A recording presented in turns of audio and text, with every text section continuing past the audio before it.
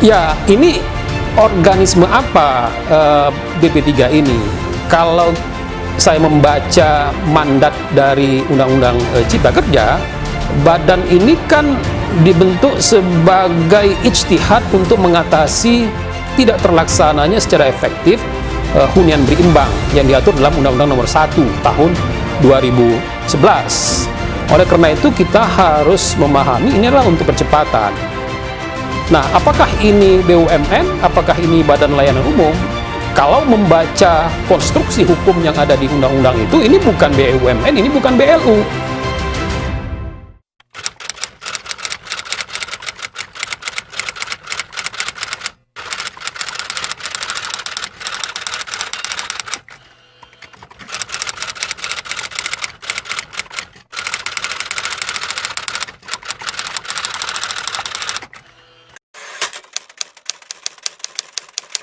Ya, BP3 Badan Percepatan Pembangunan Perumahan itu adalah hasil dari proses legislasi di DPR. Dia tidak muncul di dalam draft rancangan Undang-Undang Cipta Kerja. Jadi memang sesuatu yang dihasilkan dari proses pembahasan di Dewan. Berbeda dengan Bank Tanah, BP3 ini sesuatu yang masih baru dan belum begitu banyak diskursusnya. Jadi sesuatu yang baru muncul dalam proses legislasi itu sendiri. Beda dengan Bank Tanah, dia sudah banyak diskursusnya dan menjadi kajian secara akademis dan juga praktis.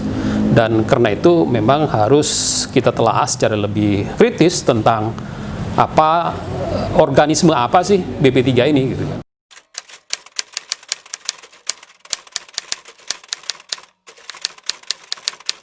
Ini organisme apa BP3 ini? Kalau saya membaca mandat dari Undang-Undang Cipta Kerja, badan ini kan dibentuk sebagai ijtihad untuk mengatasi tidak terlaksananya secara efektif hunian berimbang yang diatur dalam Undang-Undang Nomor 1 Tahun 2011. Oleh karena itu kita harus memahami ini adalah untuk percepatan. Nah, apakah ini BUMN? Apakah ini Badan Layanan Umum? Kalau membaca konstruksi hukum yang ada di undang-undang itu, ini bukan BUMN, ini bukan BLU. Jadi adalah keliru kalau di dalam rancangan perpresnya didefinisikan di bawah menteri atau bertanggung jawab kepada menteri atau menjadi Badan Layanan Umum. Karena untuk memberikan tafsir dan menormakan BP3 ini, rujukan pertamanya adalah undang-undangnya. Tidak bisa keluar dari Undang-Undang Cipta Kerja itu sendiri. Jadi kalau rancangan perpresnya berbeda dengan mandatori yang ada di dalam undang-undang, saya khawatir ini akan menimbulkan kegagalan kita mendefinisikan normanya dan bisa menjadi objek judicial review. Jadi harus dipastikan bahwa ini untuk percepatan. Jadi makhluk ini adalah untuk meningkatkan efektivitas hukum dan operasionalisasi pembangunan perumahan bagi MBR itu sendiri.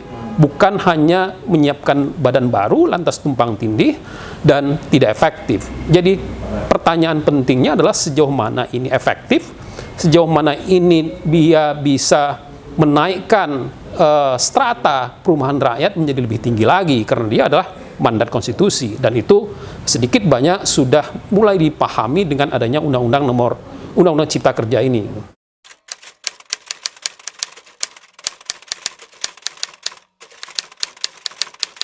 Saya khawatir akan ada overlapping. Itu bisa dilihat misalnya salah satu tugas dan fungsinya salah satunya adalah penyediaan tanah.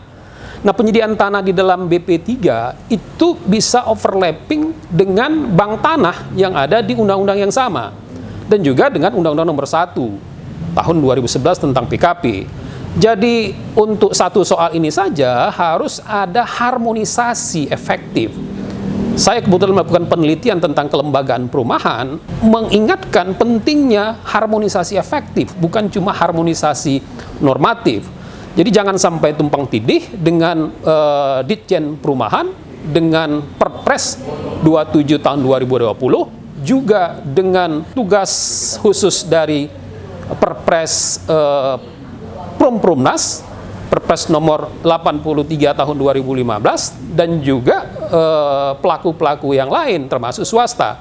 Karena bagaimanapun pelaku pembangunan swasta adalah signifikan dan menjadi bagian daripada ekologi pembangunan perumahan rakyat dalam hal ini untuk MBR itu sendiri.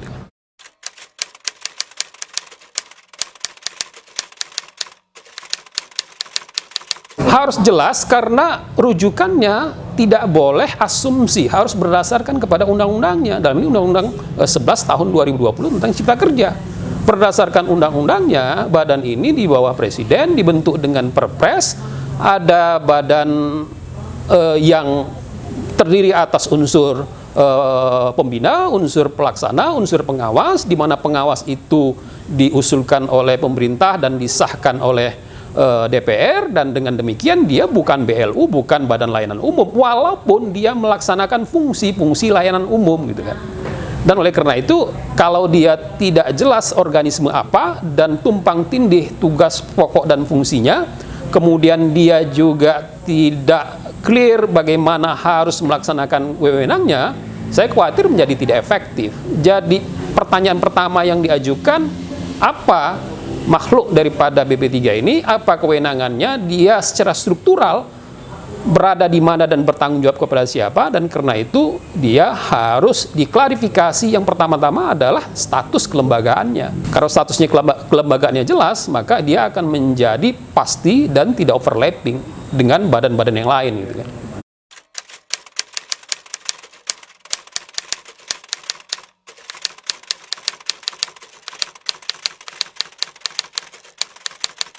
Ya, saya membaca beberapa sumber yang terbuka itu menyebutkan bahwa BP3 itu berada di bawah menteri dan bertanggung jawab kepada menteri. Saya kira ini bertentangan dengan sumber pertamanya, itu yaitu Undang-Undang Cipta Kerja.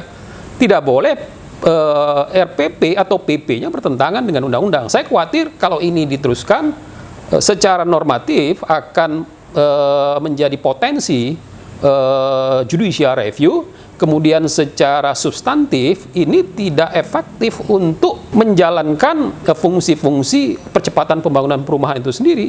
Dan ini yang harus dipastikan. Dan sebagaimana motif dan politik hukum daripada Undang-Undang Cipta Kerja kan wujud daripada kecepatan, percepatan, dan kemudahan dalam melaksanakan pembangunan dan efektivitas hukum itu sendiri. Jadi dia harus menjadi efektif, menjadi harus lebih pasti, bukan menjadi overlapping gitu kan.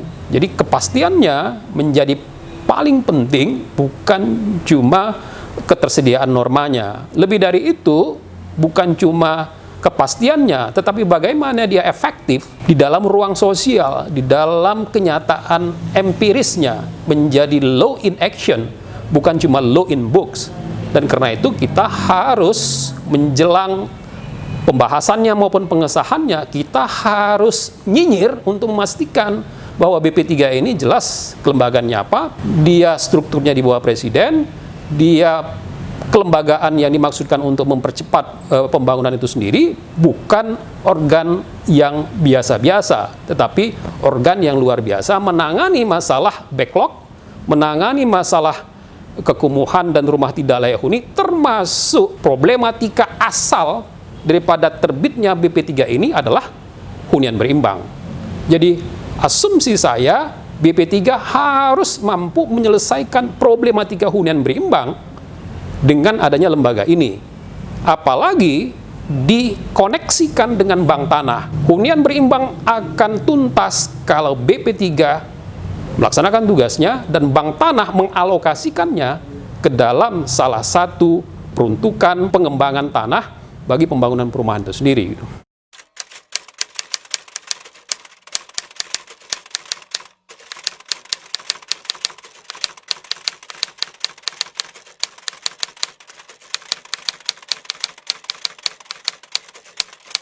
Ya, kalau dilihat dari proses legislasinya dan sejarah pembentukannya, ini kan di awal mulanya adalah untuk mengatasi hunian berimbang yang tidak terlaksana, tidak terrealisasi.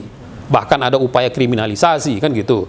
Jadi ini memang dimaksudkan untuk mengatasi bottleneck hukum dalam hal hunian berimbang yang notabene diatur dalam Undang-Undang Nomor 1 Tahun 2011, bukan Undang-Undang Rumah Susun. Tetapi dalam pembahasannya kemudian menambahkan lagi materi yang merupakan kewenangan daripada badan ini adalah untuk berkaitan dengan rumah susun. Dan karena ia berkaitan rumah susun, jadi ada penambahan yang tidak hanya sekedar hunian berimbang dalam arti landed house, tetapi juga vertical housing.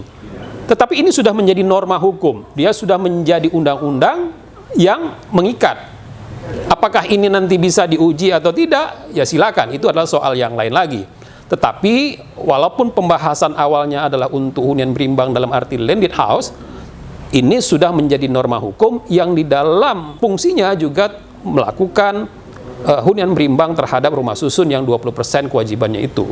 Tetapi ingat, penyediaan rumah susun itu kan bukan berarti diserahkan sebagai hibah kepada pemerintah, tetapi dia kan mengalokasikan. Hunian berimbang itu kan konsepnya adalah cohabitation, ada variasi penerima manfaat dan pengguna daripada sebuah proyek perumahan, baik itu landed maupun housing. Tetapi itu kan bukan penyerahan, bukan 20% dihibahkan kepada pemerintah untuk rumah umum atau rumah susun umum. Kan tidak begitu. Tapi ini kan cuma mengkombinasikan. Jangan sampai konsep hunian berimbangnya berubah dari maksud aslinya sebagai kombinasi daripada siapa pengguna daripada kawasan perumahan atau proyek perumahan dengan hanya menjadi akumulasi dana. Ini yang keluar dari konsep aslinya sebagai cara untuk cohabitation. Orang bisa bervariasi menempati tempat tinggal dalam satu kawasan tertentu.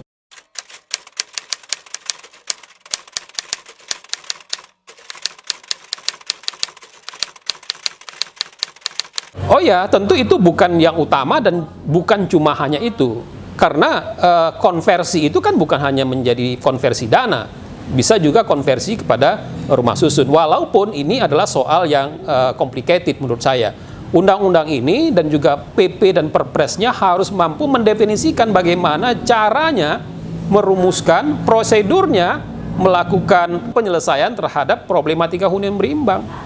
Jadi tidak hanya selesai dengan BP3 itu sendiri, lebih kepada prosedurnya bagaimana dan bagaimana ini bisa sampai kepada end user, dalam ini MBR. Jadi BP3 punya tugas berat, punya tugas yang sangat penting dan menjadi harapan bagi sejarah untuk menjawab problematika perumahan kita. BP3 ini kan badan yang ada di bawah Presiden.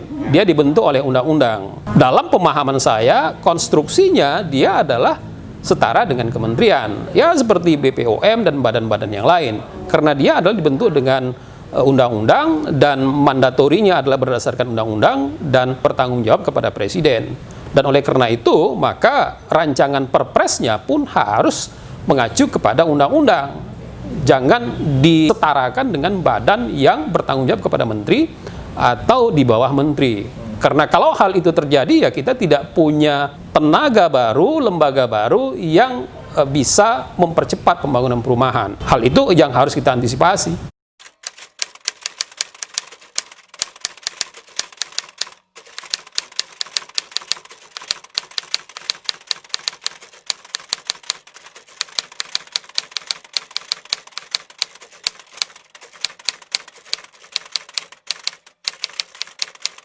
Pertanyaannya sebenarnya adalah bagaimana status daripada dana konversi hunian berimbang. Hemat saya, dia dalam kualifikasi sebagai dana amanat. Dana yang dihimpun dari kewajiban pelaku pembangunan atas hunian berimbang. Nah pertanyaannya adalah apakah itu menjadi dana miliknya siapa? Apakah itu dana asetnya BP Tapera atau itu asetnya dana hunian berimbang? Nah, hemat saya ini harus dipisahkan. Sebagaimana juga Tapera memisahkan dana miliknya sendiri dengan dana Tapera. Seperti juga BPJS memisahkan aset BPJS dengan dana BPJS. Itu harus terpisah dan harus pisah dalam hal pembukuannya juga. Dan kalau dia terpisah maka akan lebih akuntabel. Nah, bagaimana dengan pengawasannya? Ya harus diawasin.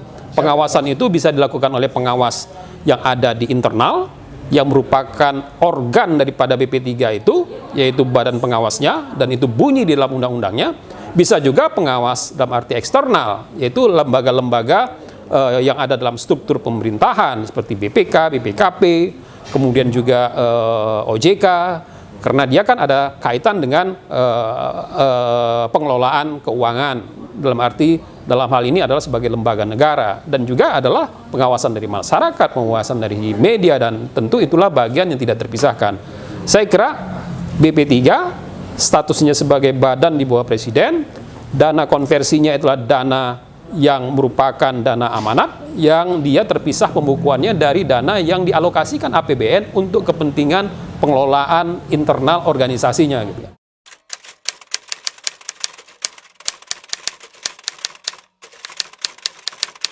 Ya, saya kira itu logis, karena badan-badan atau pelaku-pelaku pembangunan yang mengkonversi itu, dia punya kepentingan agar tepat sasaran dan akuntabel. Dan tentu itu adalah bagian yang logis daripada good governance itu sendiri. Dan itu bisa dikonversi, dikonstruksikan masuk ke dalam badan pengawas. Jadi teman-teman pelaku pembangunan, asosiasi itu bisa menjadi salah satu unsur daripada badan pengawas BP3 itu sendiri gitu kan. Saya kira itu kita harus alokasikan pertimbangan itu sebagai bagian daripada norma hukum badan pengawas BP3 gitu.